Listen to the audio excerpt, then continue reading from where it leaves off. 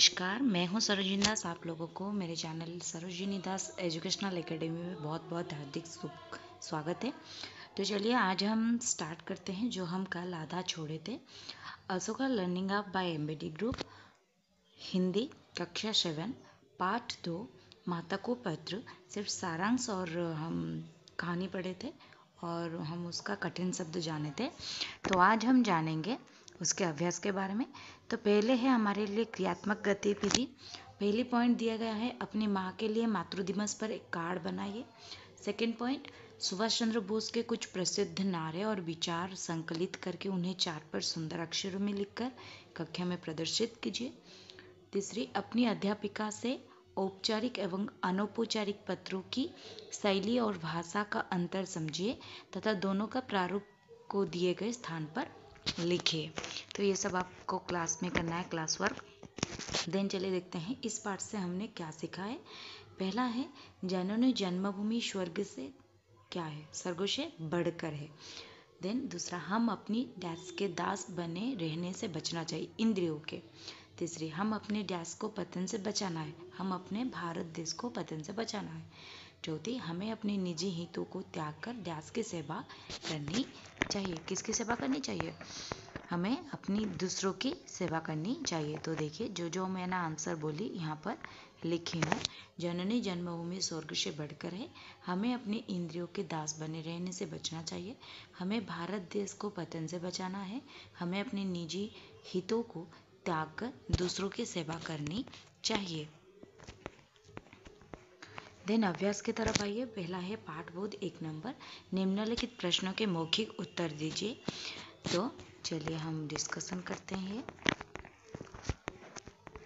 यह पत्र कौन नंबर, यह पत्र किसने किसको लिखा है? यह पत्र सुभाष चंद्र बोस ने अपनी माँ को लिखा था या फिर लिखा है। देन ख नंबर, सुभाष चंद्र बोस ने किसे अभागी कहा है? उत्तर, सुभाष चंद्र बोस ने मातृभूमि को अभागी कहा है।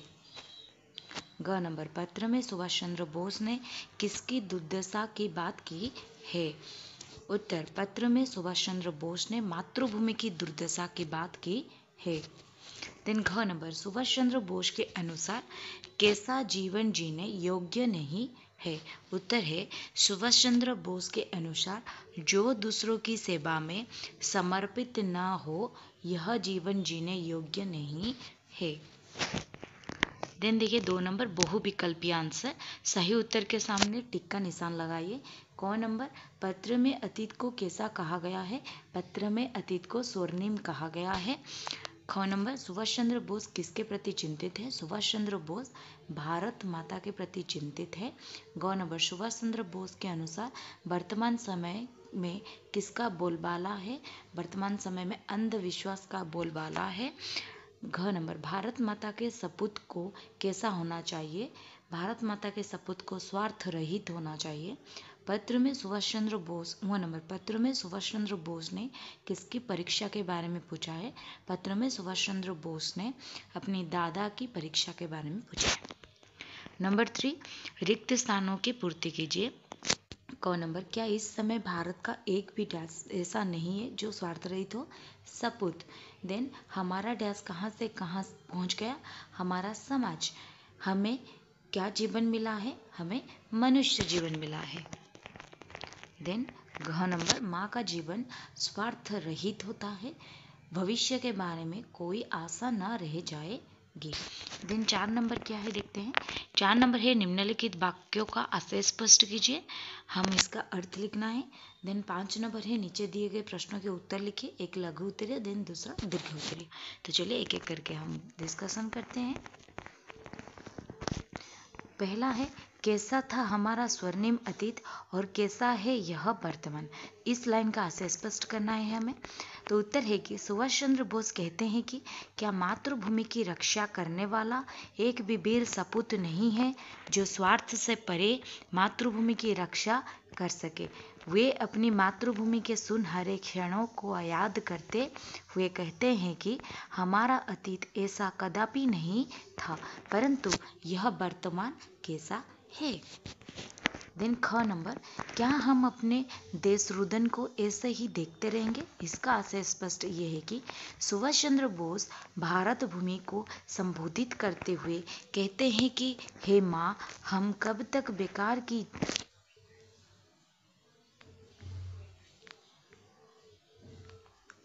की चीज़ों को लेकर खिलवाड़ करते रहेंगे? क्या हम अपनी मातृभूमि को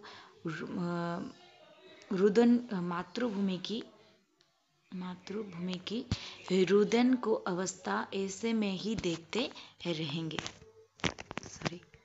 मातृभूमि को रुदन की अवस्था ऐसे में ही देखते रहेंगे। देन ग नंबर, अगर मुझे जीवन में इससे अधिक कुछ नहीं प्राप्त करना है तो मैं जीवित ही क्यों रहूं? इसका आशय स्पष्ट, यानी कि इसका अर्थ ये कि सुभाष चंद्र बोस पत्रों के माध्यम से बताते हैं कि हाथ पर हाथ धरे रहने से कुछ नहीं होने वाला है। जीवन में बहुत कुछ करने के लिए हमें जीवित रहना है, यह सार्थक माना जाएगा। अगर जीवन में अधिक कुछ प्राप्त नहीं करना है तो मुझे जीवित नहीं रहना भी चाहिए। तो ये था 4 नंबर। 5 नंबर का हम देखते हैं लघु उत्तरीय प्रश्न। पहला क नंबर, क्वेश्चन है सुभाष चंद्र बोस ने माता को पत्र कहाँ भेजा? सुभाष चंद्र बोस ने माता को पत्र कलकत्ता भेजा। ख नंबर, आर्यवीर क्या करते थे? आर्यवीर भारत माता की सेवा के लिए अपना बहुमूल्य जीवन प्रसन्नता से न्यौछावर कर देते थे। ग नंबर, लोगों में दुख का कारण क्या है? भारत माता की दुर्दशा ही लोगों के दुख का कारण है। घ नंबर, स्वार्थी लोग किस प्रकार नहीं सोच सकते? उत्तर, स्वार्थी लोग देश के लिए नहीं सोच सकते क्योंकि ऐसा करने पर उनके स्वार्थ पर आंच आएगी।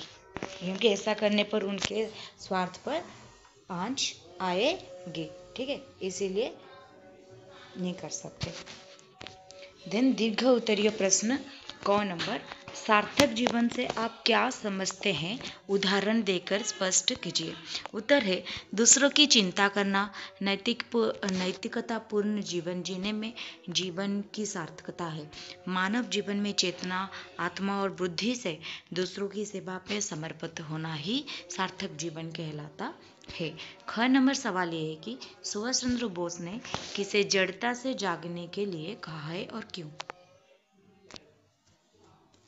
उत्तर, सुभाष चंद्र बोस ने भारत माता की संतानों को जड़ता से जागने को कहा है क्योंकि ये देश का रुदन अब नहीं देख सकते थे। यह समय अब रोने का नहीं है, कुछ करने का है। प्रतीक्षा का समय अब खत्म हो गया है। ग नंबर, सुभाष चंद्र बोस ने माँ के जीवन को कैसा बताया है और क्यों? तो उत्तर यह है कि माँ का जीवन स्वार्थ रहित होता है।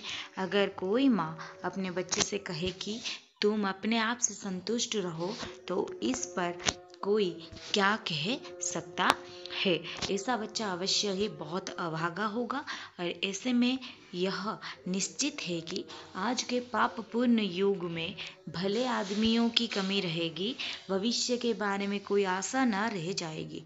इस स्थिति में पछतावे के सिवा कुछ हाथ न लगेगा।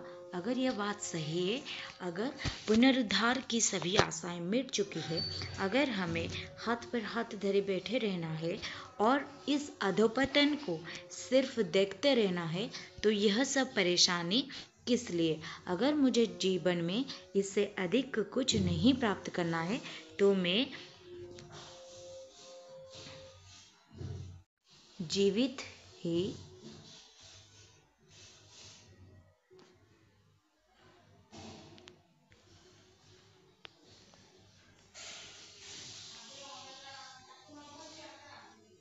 क्यों रहूं?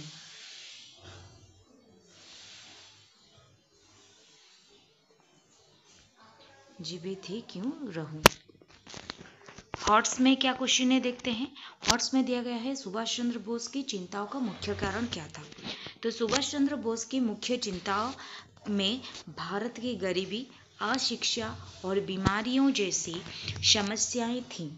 वे भारत को आत्मनिर्भर बनाने और इन समस्याओं का समाधान करने के लिए उत्सुक थे। इसके अतिरिक्त उन्हें भारत की स्वतंत्रता में दरी और कांग्रेस के भीतर विभिन्न विचारधाराओं के कारण भी चिंता थी। दिन भाषा बोध। 1 नंबर दिए गए शब्दों का संधि विच्छेद कीजिए। पहला क नंबर में है समयाभाव, समय युक्त अभाव। ख नंबर में है बहुमूल्य, बहुयुक्त मूल्य। ग नंबर दुर्दशा, दूर युक्त दशा। घ पुरुषार्थ, पुरुष युक्त अर्थ। व संलग्न, सम युक्त लग्न। च महत्वाकांक्षा, महत्व युक्त आकांक्षा। 2 नंबर निम्नलिखित भाववाचक संज्ञा शब्दों से वाक्य बनाइए। क नंबर प्रतीक्षा, समय किसी की प्रतीक्षा नहीं करता। ख नंबर नैतिकता, नैतिकता से जीवन को सार्थक बनाया जा सकता है। दुर्भाग्य, देश की सेवा न कर पाना मेरा दुर्भाग्य है। दुख, दुख के क्षणों में माँ का साथ स्वर्गिक होता है। पाप, पाप हमारे ही दुखों का परिणाम होता है। 3 नंबर दिए गए प्रत्ययों का प्रयोग करके 3 नए शब्द लिखिए। तो चलिए लिखते हैं।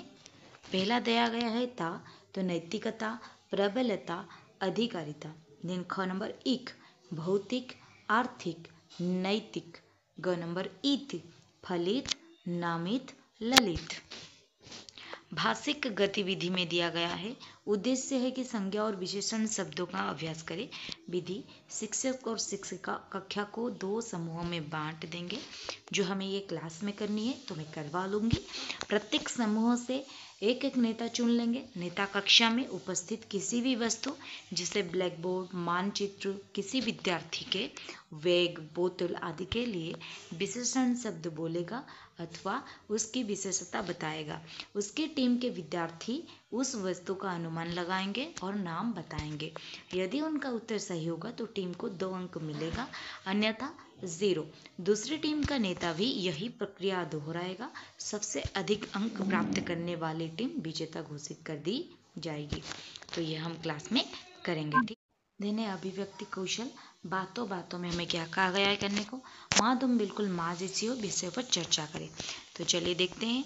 माँ तुम बिल्कुल माँ जैसी हो बार बार कहने का कारण हो सकता है कि कवि को माँ की सच्चाई, समर्थन और स्नेह और माँ की ममता की महत्व को समझने को अद्भुत अनुभव होता है। इस उत्तर का मानना है कि कवि की आत्मकथा में माँ के साथ जुड़ाव की अद्वितीय भूमिका है, जिससे उन्हें विशेष प्रेरणा और समर्थन मिलता है। दिन मेरी कलम से में दिया गया है। अपनी माताजी को एक पत्र लिखिए जिसमें उन्हें आपको इतना प्यार करने, आपके सारे कार्य करने और वात्सल्य के लिए धन्यवाद दीजिए। तो चलिए लिखते हैं। प्रिय माँ, आपके असीम प्रेम और वात्सल्य के लिए मेरे पास शब्द नहीं है। आपने जिस तरह से मेरी परवरिश की है वह मेरे लिए एक अमूल्य उपहार है। आपकी अथक मेहनत, आपके बलिदान और आपके अविचल समर्थन ने मुझे वह बनाया है जो मैं आज हूँ। आपके बिना मैं अपने जीवन की कल्पना भी नहीं कर सकता। आपके द्वारा दिए गए प्यार और संरक्षण के लिए मैं हमेशा आभारी रहूँगा। आपका स्नेही। देन आपका नाम इधर लिख लेना। देन देखिए जीवन कौशल में क्या बताया गया है। माता को पत्र पाठ पढ़ने के बाद आप क्या क्या करेंगे, सही का निशान लगाइए। तो चलिए देखते हैं। मातृभूमि के महत्व समझेंगे, सही है।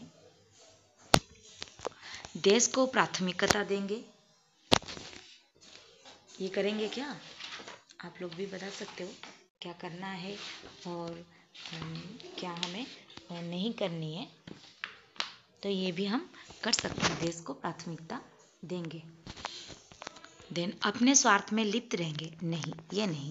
इंद्रियों के दास नहीं बनेंगे, सही, नहीं बनेंगे। देन अपने हितों की रक्षा करेंगे, नहीं। देश को पतन से बचाने का हर संभव प्रयास करेंगे, हाँ, ये कर सकते हैं। देन आपके लिए मैं इधर भी लगा ली हूँ टिक। बुक में कैसे दिया है तो आप ये देखकर लगा लीजिए, अपने बुक कंप्लीट कर लीजिए। देन है क्रियाकलाप। अपने किसी ऐसे पल के बारे में सहपाठियों को बताइए जिसमें आपकी माँ ने आपको बिना बताए आपकी कोई इच्छा पूरी की हो। ठीक है।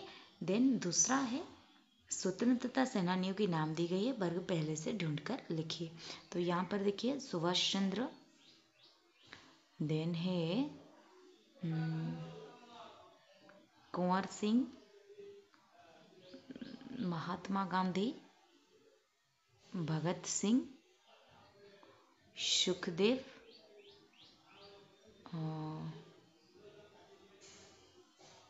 लक्ष्मीबाई,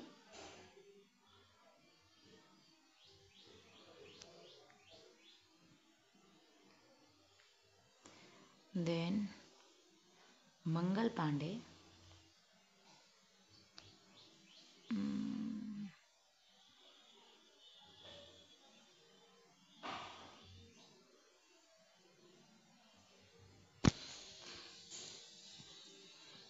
चलिए लिखते हैं इसको, ऐसा लिखेंगे सुभाष चंद्र, महात्मा गांधी, भगत सिंह, सुखदेव, लक्ष्मीबाई, कुंवर सिंह, मंगल पांडे। ठीक है। देन नेक्स्ट दिया गया है चित्र आधारित प्रश्न। इधर आप देखिए पहले चित्र में माँ क्या कर रही है, दूसरे चित्र में, तीसरे चित्र में, चौथे चित्र में। देन आप अपनी माँ को कौन सी इच्छाएं बताते हैं। तो चलिए हम लिखते हैं इसका आंसर। तो पहले चित्र में माँ क्या कर रही हैं, पहले चित्र में माँ सुबह का नाश्ता तैयार कर रही हैं। दूसरे चित्र में माँ बच्चे को स्कूल के लिए तैयार कर रही हैं। तीसरे चित्र में माँ बच्चों को स्कूल छोड़ने आई हैं। चौथे चित्र में माँ कार में बच्चों को स्कूल से घर ला रही है। आप अपनी माँ को अपनी कौन सी इच्छाएं बताते हैं, इस प्रश्न का उत्तर आप खुद ही कीजिए। देन यहीं पर ख़त्म होती है पार्ट 2 माता को पत्र का अभ्यास। देन नेक्स्ट वीडियो में मिलते हैं और एक नए चैप्टर के साथ। तब तक के लिए मुझे इजाज़त दीजिए। मैं रखती हूँ। नमस्कार। जय जगन्नाथ।